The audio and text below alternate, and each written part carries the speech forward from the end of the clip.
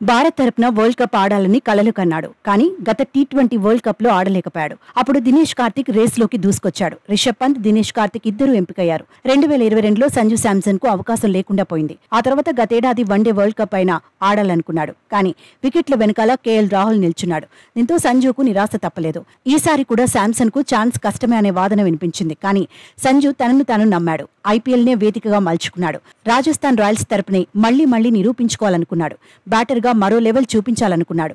పట్టుదలతో hard work చేశాడు. ఐపీఎల్లో నిలకడగా రాణిస్తున్నాడు. పరుగుల వేటలో దూసుకుపోతున్నాడు. వికెట్ల వెనకాల నుంచి మ్యాజిక్ కూడా చేస్తున్నాడు. దీంతో సెలెక్టర్ల చూపును తన వైపు తిప్పుకున్నాడు. ఒక స్లాట్ కోసం రిషబ్ పంత్ ఎంపికైన మరో స్లాట్ ను సంజు శాంసన్ దక్కించుకున్నాడు. రేసులో ఇషాన్ కిషన్, కేఎల్ రాహుల్, జితేష్ శర్మ, ధ్రువ్ జురేల్ వంటి వారిని వెనక్కి నెట్టేశాడు. టీ20 వరల్డ్ కప్ కు ఎంపికైన 15 మందిలో మాత్రం ఛాన్స్ దక్కించుకున్నాడు. ఏదైతేనేం అనుకున్నది సంజు సాధించాడు.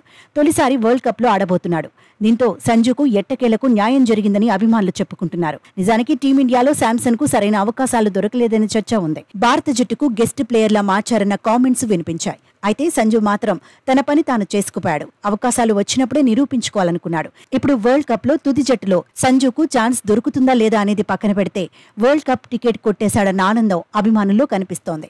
2015లోనే సంజు శాంసన్ అంతర్జాతీయ టీ20లో అడుగుపెట్టాడు. కానీ యంగ్ ప్లేయర్ కు కలిసి రాలేదు.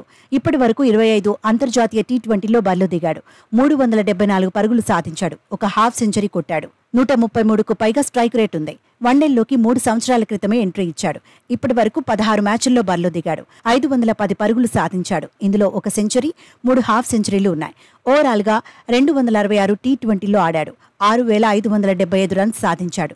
134కు పైగా స్ట్రైక్ రేట్ ఉంది. 3 సెంచరీలు, 44 హాఫ్ సెంచరీలు కొట్టాడు. టీ20 వరల్డ్ కప్ కు ఎంపిక కావడంతో సంజు అభిమానులు సంతోషపడుతున్నారు. మెగా ఈవెంట్ లో శాంసన్ అదరగొట్టాలని కోరుకుంటున్నారు.